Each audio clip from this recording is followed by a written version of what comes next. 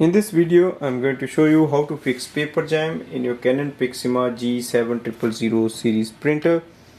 First step is to just lift it from here and have a look. If you see any paper stuck inside, you can just manually take it out from this section. For some reason, if the paper is not coming out completely, then you can go to the back side of the printer.